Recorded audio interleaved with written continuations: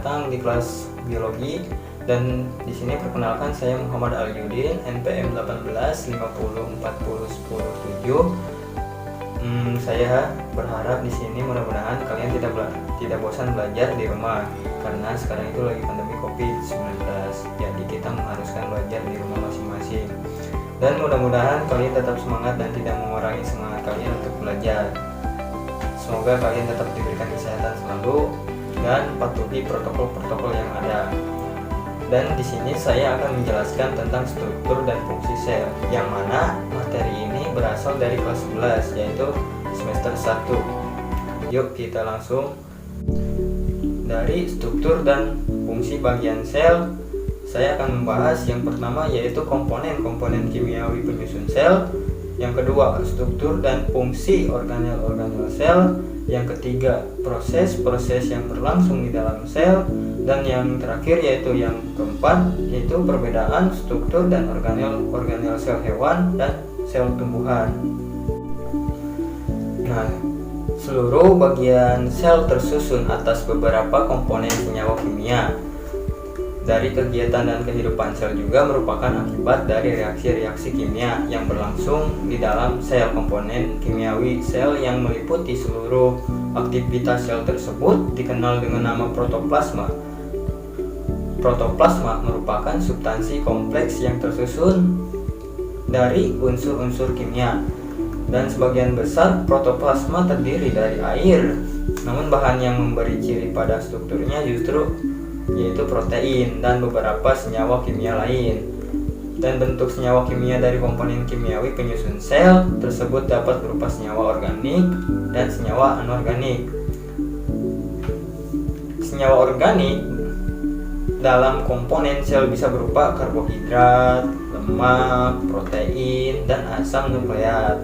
Dan di sini sedangkan komponen senyawa anorganik yaitu berupa air, vitamin, ataupun mineral.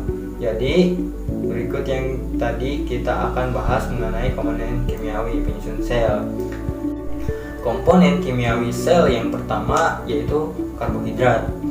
Karbohidrat sangat vital untuk proses-proses fisiologi dalam sel makhluk hidup.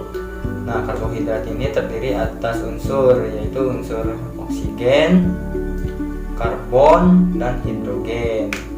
Jadi pada tumbuhan, karbohidrat dibentuk oleh sel-sel yang memiliki hijau daun, yaitu kloroplas mengandung klorofil, yang melalui proses fotosintesis. Berdasarkan fungsi, karbohidrat dapat dikelompokkan menjadi karbohidrat sederhana, yaitu sebagai sumber energi di dalam sel, dan karbohidrat rantai pendek sebagai cadangan energi, serta karbohidrat rantai panjang, yaitu sebagai komponen struktural organel dan bagian sel lainnya. Sedangkan berdasarkan struktur ikatan molekulnya, karbohidrat digolongkan menjadi monosakarida, disakarida, dan polisakarida. Nah, jadi yang komponen kimia sel selanjutnya ialah lemak. Dan lemak ini tersusun atas unsur karbon, hidrogen, dan oksigen. Lemak dibangun oleh gliserol dan asam lemak. Dalam sel hidup, lemak berfungsi sebagai komponen utama membran plasma dan pembentukan hormon dan pembentukan vitamin. Nah, yang selanjutnya yaitu protein. Jadi protein ini tersusun atas karbon, hidrogen, oksigen, dan nitrogen. Jadi protein ini merupakan unsur organik terbesar yang menyusun sebuah sel. Nah, protein ini merupakan polimer dari asam amino yang berkaitan dengan ikatan peptida. Nah, protein merupakan penyusun protoplasma terbesar setelah air yang tadi. Jadi protein tersusun atas protein struktural dan protein fungsional. Nah, protein struktural yaitu protein penyusun organel sel, misalnya yaitu membran, mitokondria, ribosom, retikulum endoplasma. Dan sedangkan protein fungsional yaitu protein yang terlibat dalam metabolisme tubuh, meliputi enzim, dan hormon yang berfungsi mengatur reaksi-reaksi kimia yang menjaga sel tetap hidup. Dan selanjutnya yaitu asam nukleat. Dalam komponen kimiawi sel, asam nukleat merupakan materi inti. Jadi ada dua macam nukleat, yaitu asam deoksiribonukleat yaitu DNA dan asam ribonukleat yaitu RNA. Jadi fungsi asam nukleat adalah yaitu mengontrol aktivitas sel yang membawa informasi genetik. Asam nukleat merupakan polimer nukleotida. Nah, jadi sel ini juga memiliki organel-organel sel yang melakukan fungsi-fungsi tertentu. Misalnya yang pertama yaitu membran sel. Jadi membran sel itu sering disebut juga membran plasma yang bersifat semi permeable, artinya yaitu membran sel yang hanya dapat dilewati oleh zat tertentu, tetapi tidak dapat dilewati oleh zat lainnya. Zat dapat melewati ialah hanya air, zat yang larut dalam lemak dan ion tertentu. Nah, dan membran sel juga berfungsi sebagai pelindung sel dan pengatur keluar masuknya zat dari dan ke dalam sel. Nah, selanjutnya yaitu ada inti sel. Nah, di sini nukleus biasanya kan berbentuk oval ataupun bulat yang berada di tengah-tengah sel. Di dalam inti sel nukleus terdapat nukleolus dan benang kromosom. Cairan tersebut tersusun atas air, protein, dan mineral. Kromosom merupakan pembawa sifat menurun yang di dalamnya terdapat DNA ataupun RNA. Jadi inti sel nukleus diselubungi membran luar dan dalam yang terdiri atas nukleoplasma dan kromosom. Nah, nukleus juga berfungsi sebagai pusat pengatur kegiatan sel. Nah, selanjutnya ada retikulum endoplasma. Retikulum endoplasma yaitu struktur benang-benang yang bermuara di inti sel nukleus. Di sini juga retikulum endoplasma yaitu ada dua jenis. Yang pertama yaitu retikulum endoplasma granuler atau bisa disebut juga retikulum endoplasma yang kasar, dan retikulum agranuler dan bisa disebut dengan retikulum halus. Nah, di sini retikulum endoplasma berfungsi menyusun dan menyalurkan zat-zat ke dalam sel, yaitu alat transportasi zat-zat dalam sel. Nah, retikulum endoplasma kasar yaitu berfungsi mengumpulkan protein dari dan ke membran sel, dan sedangkan yang retikulum endoplasma halus yaitu untuk mensintesis lipid, glikogen, kolesterol, dan gliserol. Dan pada retikulum endoplasma kasar terdapat ribosom, dan retikulum endoplasma yang halus yaitu tidak terdapat ribosom. Dan terdapat dua bentuk retikulum endoplasma, yaitu retikulum endoplasma kasar dan retikulum endoplasma halus. Dan retikulum endoplasma kasar disebut demikian karena permukaannya yang ditempeli banyak dengan ribosom, dan ribosom yang mulai mensintesis protein dengan tempat tujuan tertentu seperti organel tertentu atau membran akan menempel pada retikulum endoplasma kasar, dan kebanyakan protein menunjuk ke badan Golgi dan yang akan mengemas dan memilihnya untuk diantarkan ke tujuan akhirnya. Selanjutnya ribosom, dan ribosom itu berbentuk butiran-butiran bulat yang melekat sepanjang retikulum endoplasma. Ada pula yang seliter atau hidup sendiri terpisah yang bebas di sitoplasma. Jadi ribosom ini berfungsi sebagai tempat untuk sintesis protein. Nah, badan Golgi merupakan kumpulan ruang, gelembung kecil, dan kantong kecil yang bertumpuk-tumpuk. Pada sel tumbuhan, badan Golgi disebut diktiosom.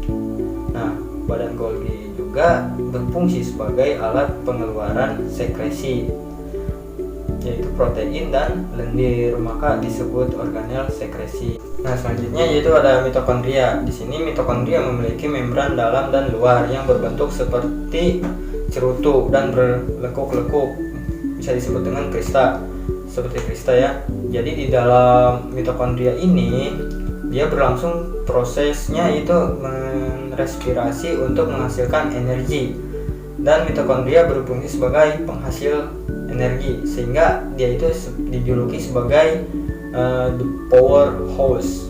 Nah, selanjutnya yaitu ada lisosom. Nah, lisosom ini merupakan kantong kecil yang bermembran tunggal yang mengandung enzim pencernaan.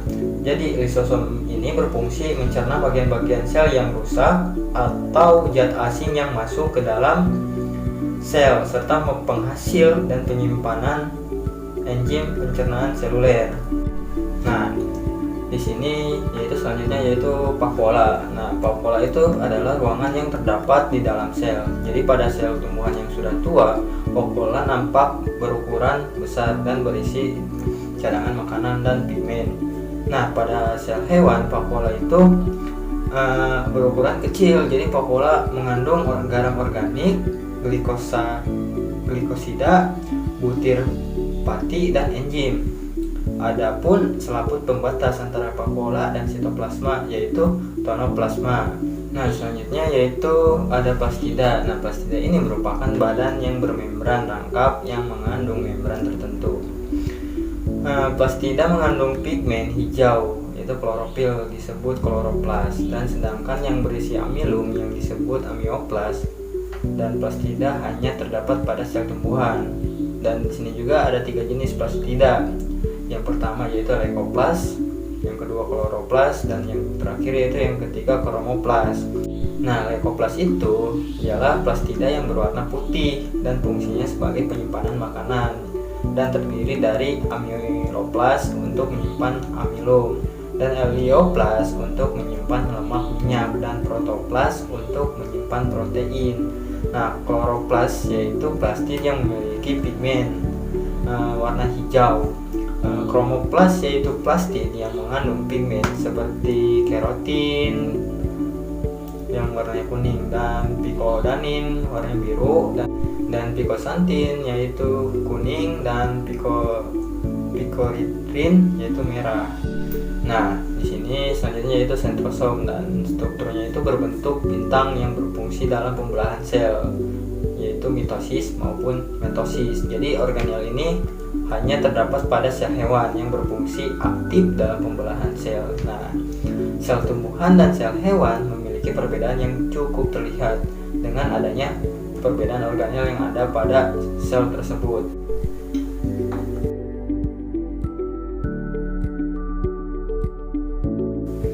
Nah, jadi lanjut kita ke proses-proses di dalam sel.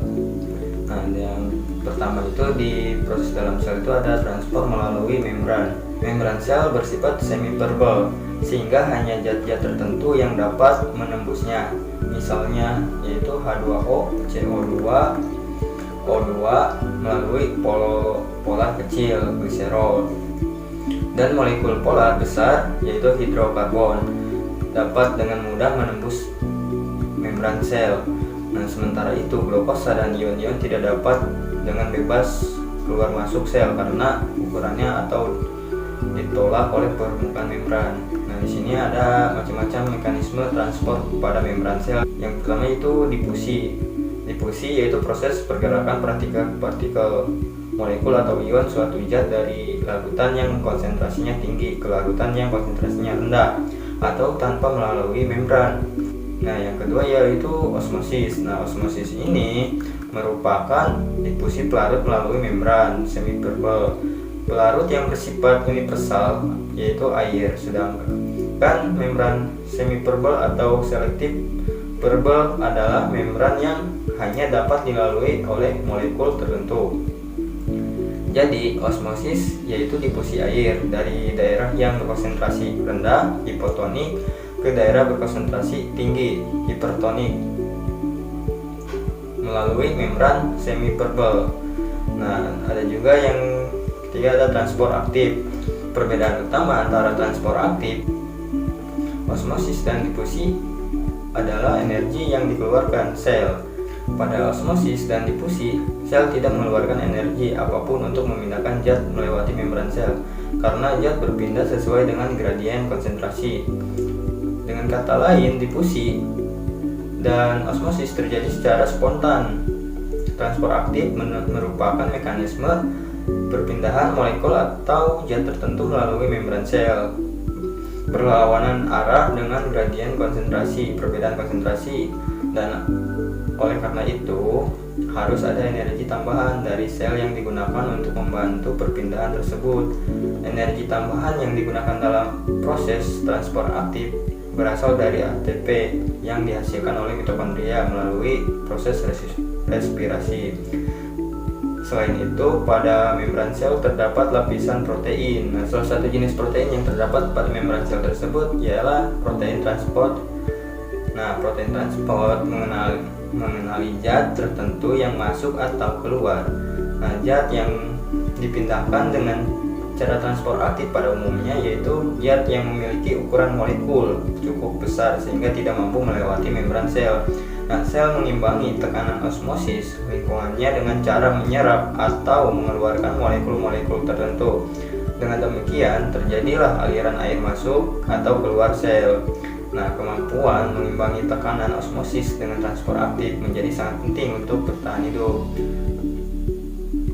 Nah, yang keempat ada endositosis. Nah, istilah endositosis, membran sel membentuk pelipatan ke dalam, yaitu invaginasi, dan memakan benda yang akan dipindahkan ke dalam sel. Nah, di dalam sel, benda tersebut dilapisi oleh sebagian membran sel yang terlepas membentuk selubung. Terdapat 3 bentuk endositosis, yaitu fagositosis itu merupakan proses endositosis di mana benda yang dimakan atau bisa dibilang dengan dimasukkan ke dalam sel berupa zat atau molekul padat. Nah, terus ada pinositosis. Nah, pinositosis ini merupakan proses endositosis, di mana benda yang dimakan ke dalam sel berupa zat cair atau larutan. Semua jenis sel hewan dapat melakukan proses pinositosis. Nah, endositosis ini dengan bantuan reseptor merupakan proses endositosis di mana benda molekul yang diterima atau dimasukkan ke dalam sel bersifat spesifik. Di dalam lekukan membran plasma terdapat reseptor protein yang akan berikatan dengan protein molekul yang akan diterima sel. Nah, yang kelima ada exositosis. Nah, pada proses amuba mengeluarkan sisa-sisa makanan melalui vakuolanya, yaitu salah satu contoh ekositosis. Nah, vakuola atau selubung membran melingkupi sisa zat makanan yang sudah dicerna, dan kemudian selubung membran tersebut bergabung kembali dengan membran sel sehingga sisa zat makanan akan dibuang keluar sel. Pada sintesis protein untuk menyusun. Sifat morfologis dan fisiologis sel sintetis protein adalah proses pencetakan atau pembentukan protein yang terjadi di dalam sel. Secara garis besar, sintesis protein dilakukan melalui 2 tahap, yaitu transkripsi dan translasi. Transkripsi merupakan proses pencetakan mRNA oleh DNA di dalam inti sel. Selanjutnya langsung ke perbedaan sel hewan dan sel tumbuhan. Nah, di sini struktur mendasar sel hewan dan sel tumbuhan sebenarnya sama saja, hanya saja karena masing-masing jenis sel tumbuhan dan sel hewan mengalami berbagai stimulus yang berbeda dari lingkungan. Hal ini memunculkan perbedaan pada 2 jenis sel tersebut. Nah, contohnya dari segi peran ekologis, baik sel tumbuhan dan sel hewan memiliki peran yang sangat berbeda. Nah, tumbuhan berperan sebagai produsen makanan, sementara hewan berperan sebagai konsumen tumbuhan atau hewan lain. Nah, sel hewan dan sel tumbuhan terdapat perbedaan pada komponen organel sel yang menyusunnya. Sel hewan tidak memiliki dinding sel, sehingga bentuk sel hewan tidak tetap seperti sel tumbuhan. Sedangkan pada sel hewan terdapat 2 sentriol berbentuk silindris atau bulat panjang. Sentrisol tidak memiliki membran DNA dan RNA. Sentrisol berfungsi membentuk perlengkapan pembelahan sel. Sentrisol merupakan struktur yang hampir sama dengan tubuh basal. Tubuh basal terdapat di bagian dasar dari setiap silia dan flagella. Tubuh basal membantu pengaturan mikrotubulus yang menyusun silia dan flagella. Sel hewan terdapat daerah sumber penyebaran mikrotubulus karena sentrosom yang bertindak sebagai pusat pengatur mikrotubulus. Sel tumbuhan mempunyai struktur membran sel, inti sel, dan sitoplasma yang di dalamnya terdapat organel sel yang tidak jauh berbeda dengan sel hewan. Hanya saja pada sel tumbuhan tidak ditemukan sentriol, akan tetapi sel tumbuhan memiliki dinding sel, plastida, dan vakuola. Sentriol tidak terdapat pada sel tumbuhan karena telah diketahui bahwa pelengkapan pembelahan sel terbentuk tanpa adanya sentriol atau struktur lain yang tampak dalam sentrosom. Oke, terima kasih sudah selesai pembahasannya, sudah tuntas. Kalau adik-adik masih bingung, bisa diulang-ulang lagi videonya supaya makin mantap, makin paham ya. Oke, cukup sekian. Wassalamualaikum warahmatullahi wabarakatuh.